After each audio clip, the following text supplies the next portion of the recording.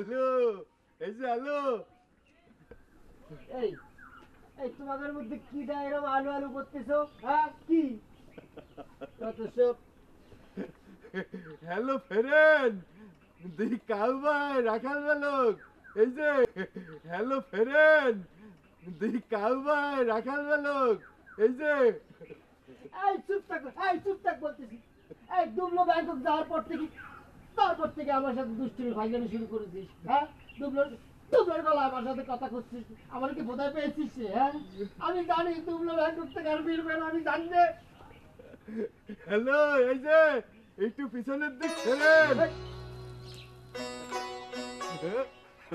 কিছে চোখ বড় বড় করে তাকে আছিস কেন? চিনতে পারতেছিস না?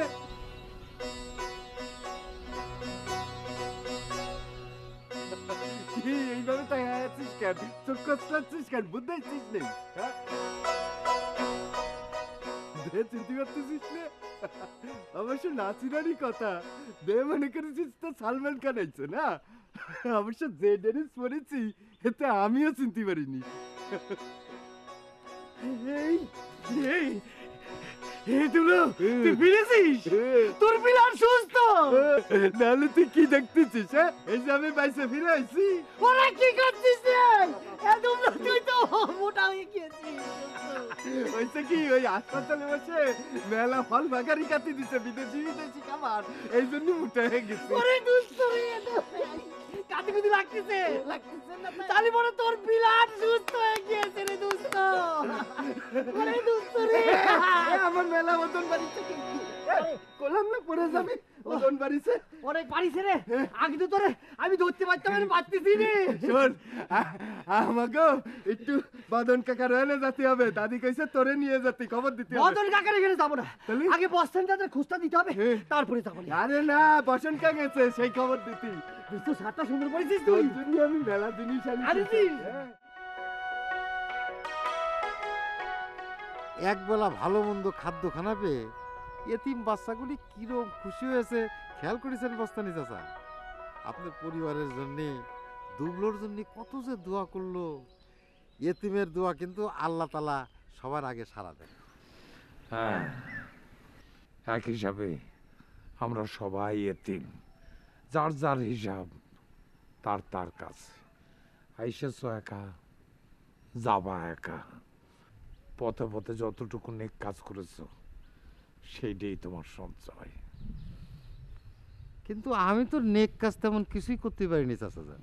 আরে বাপুরে, সব কিছু সাইডে সুড়ে দিয়ে নতুন করে শুরু তো করেছো নাকি?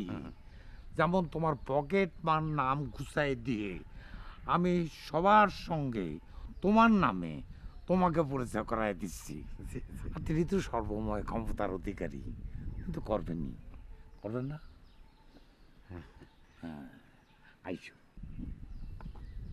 চাচা যান, নেক কাজের একটা লিস্ট যদি দিতেন তাহলে আমি সেই অনুযায়ী ফলো করে চলতাম। নেক কাজের লিস্ট খুবই ছোট,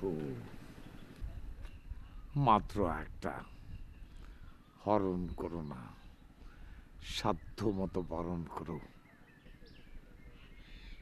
হরণ করো না, সাধ্য মতো বরণ করো। হ্যাঁ, কারো ধন সম্পদ, মান সম্মান, সুখ ভালোবাসা হরণ করো না। আর গরিব অসহায় ভুকা নাঙ্গাদের যতটা পারো বরণ করো। নেক কাজ এত সহজ চাচা যান? মাত্র একটা লাইনের মধ্যে সারা জীবনের নেক কাজ। হরণ করো না, সাধ্য মতো বরণ করো। হ্যাঁ,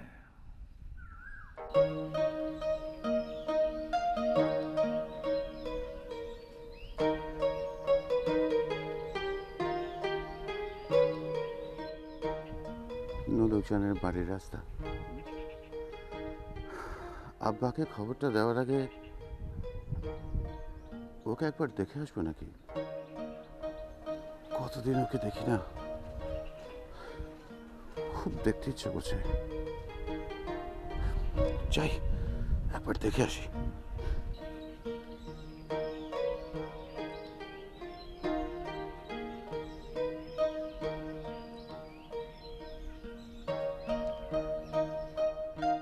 না, আগে আব্বাকে খবরটা দেওয়া অনেক বেশি জরুরি। তোমাকে পরে দেখতে আসবো।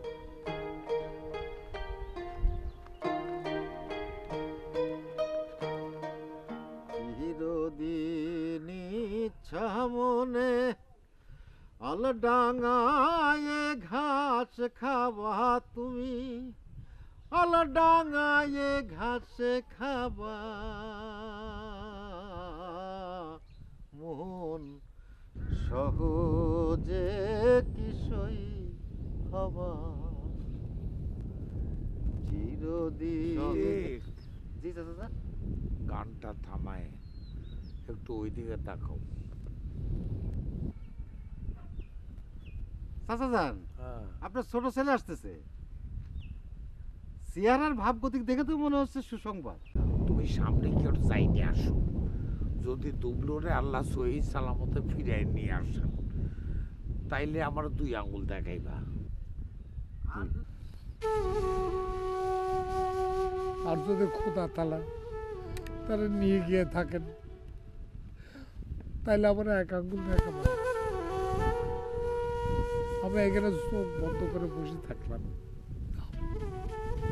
আচ্ছা চাচা যান, আল্লাহ ভরসা।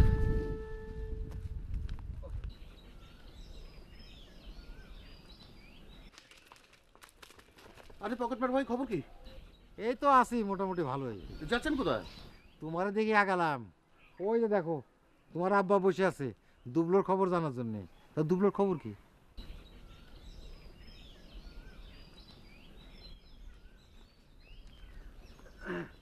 চাচা যান, আপনি যান কোন আঙ্গুলে কি হয় বলেছিলেন?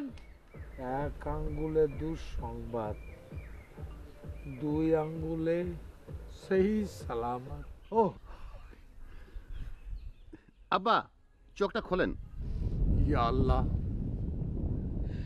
ইয়া মাবুদ, আমি চোখ খুলে জানো 2 আঙ্গুলি দেখবার পাই।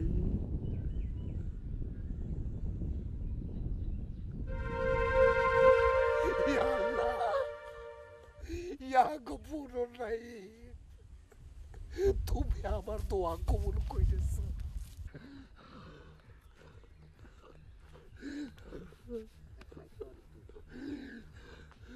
তোমরা যে আল্লাহর অশেষ রহমতে ফিরে এসেছো, সেই জন্য আমি আল্লাহর শুকরিয়া আদায় করতেছি। তুমি তুমি আমার আমার দুবলুর জন্য যা করেছো, সেই জন্যে আমি সারা জীবন তোমার কাছে কৃতজ্ঞ। কিন্তু আমার দুবলু কই? দুবলো? তারা নিয়ে এলে না কেন? দুবলো দুবলো না? দুবলো আব্বা, আব্বা এবার সেবার দৌড়ে না, অসুস্থ যাবেন তো। আরে এই পকেটমার ভাই, আব্বাকে থামান, আরে থামান না প্লিজ। ও চাচা যান, আপনি এত লোকটা শেখাচ্ছেন অথচ আপনার নিজের সন্তান জানে না যে আমার পরিচয় পকেটম্যান না, আমার নাম হচ্ছে সিদ্দিকুর রহমান বাবুগঞ্জি। ও চাচা যান, আমি রহমান বাবুগঞ্জি? আব্বা, আব্বা।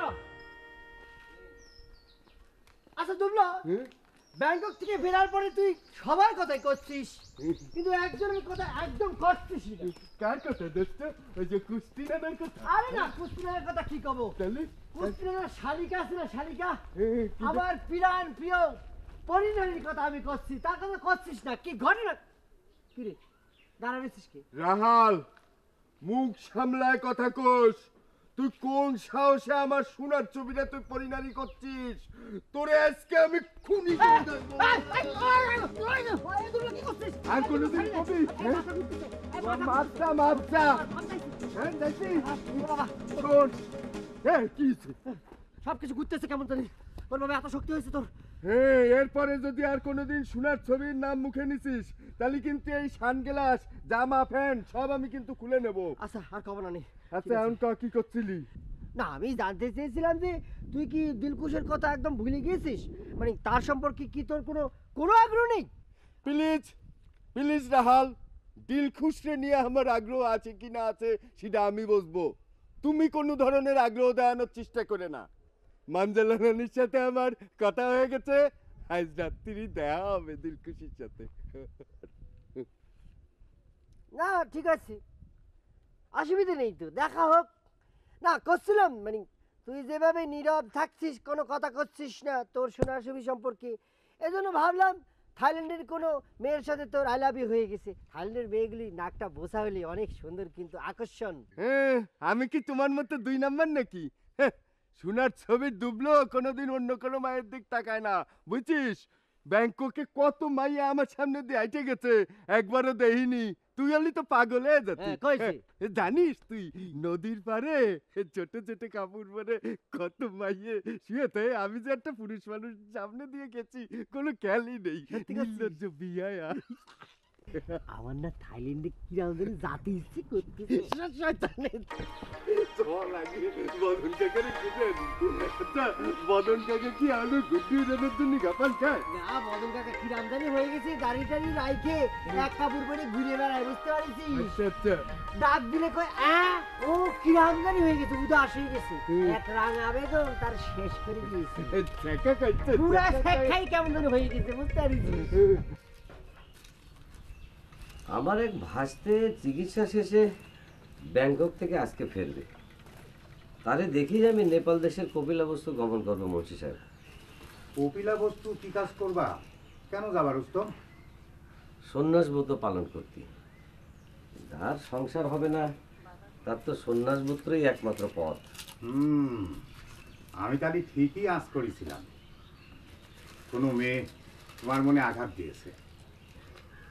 থাক, এইসব কথা আলোচনার দরকার নেই মুন্সি সাহেব। শোনো, একটা কথা বলি, তোমার যে পরিচয় তুমি আমার দিয়েছো সেটা আমি বিশ্বাস করতে পারছি না রুস্তম। আর এই যে তোমার রুস্তম নামটা, এটাও আসল নাম বলে মনে হয় না। কেন মুন্সি সাহেব, বিশ্বাস না করার কি আছে? আমার নাম রুস্তম, সাং সাধুহাটি। তোমার আচার আচরণ, চেহারা, হাবভাব বলে দেয় তুমি গৃহস্থ ঘরের সন্তান। এই সোমনাথ বেশ শ্রদ্ধা করো। মুন্সি সাহেব, আপনারা একটা গোপন সংবাদের ভিত্তিতে আসতে হয়েছে। This is the culprit. তার আগে বলেন গোপন সংবাদটা কি?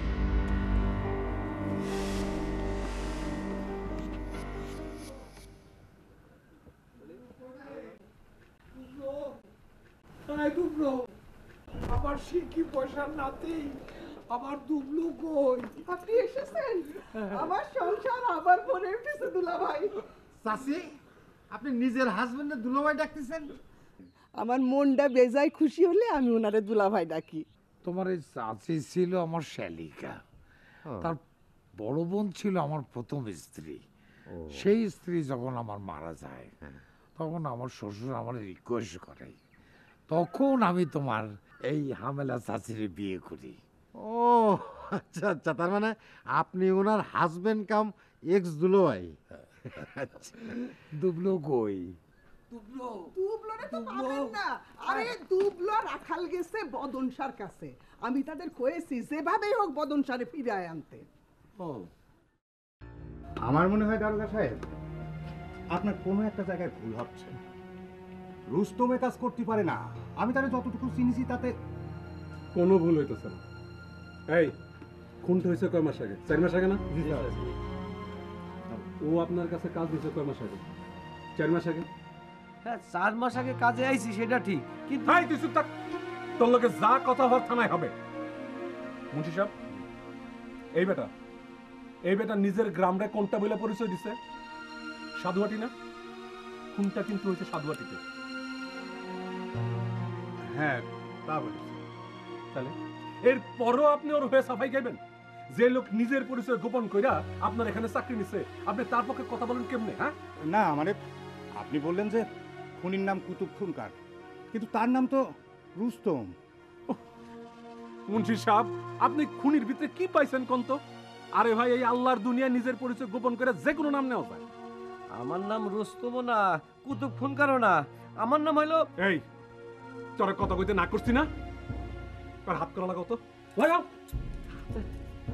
কি মুন্সি সাহেব, ওরে খোদা, এদেশে শান্তি মতো সন্ন্যাস মতো পালন করার কোনো উপায় নেই। অতি সাহেব, আমি এই পঞ্চশেলা গ্রামের রাঙা বেগমের ছলা গলায় অতিষ্ঠ হয়ে এই সন্ন্যাসব্রত পালন করেছি। আমাদের ছেড়ে দেন, আমি বাড়ি চলে যাব। আমি জীবনে আর এই সন্ন্যাসব্রতের পথে পা বাড়াবো না, আমি প্রমিস করছি। একদম চুপ, কোনো কথা কবে না। মুন্সি সাহেব আসি, চলো না। বলছি সাহেব,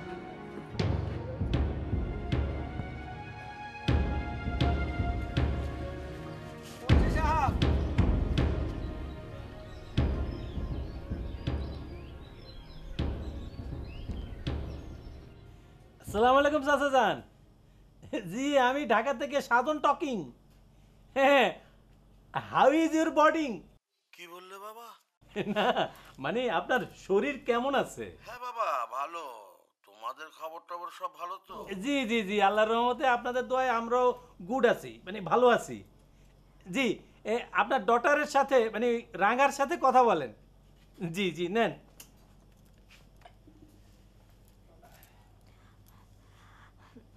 আব্বা কয়দিন মোবাইল করতে পারিনি, রাগ করেননি তো? না রে মা, রাগ করবো কেন? ব্যস্ততা থাকলে মোবাইল করবি কি করে, তাই না? রাখাল এসেছিল একটা খবর দিতি। কি খবর আব্বা? দুবলোর ফেরার খবর দিতি, বলেছিল আজ ফিরবে। আমি খবর নিয়ে দেখলাম ফিরেছে মা, বুঝেছিস? এ কি সুখীর খবর জানালেন আব্বা?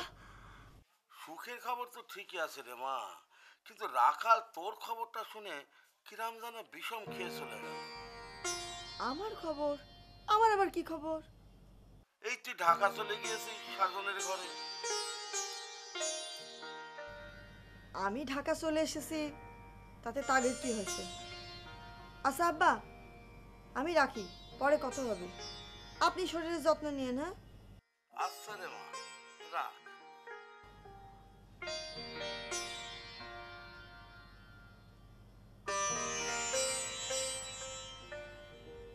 গেলেন কোথায়? এদিকে আসেন।